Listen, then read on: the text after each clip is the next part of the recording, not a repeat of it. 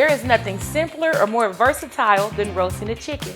You can use this easy recipe and make it your own by adding different herbs, seasonings, or citrus fruits. While your oven is preheating, dry your chicken off with a paper towel. We're going to liberally sprinkle salt and pepper inside the cavity and stuff it with the lemon, garlic, and thyme.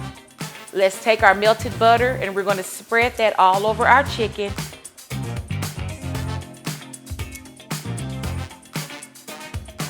All right, let's put everything together. I'm gonna place my chicken on top of my veggies and I am going to bake this for an hour and a half covered.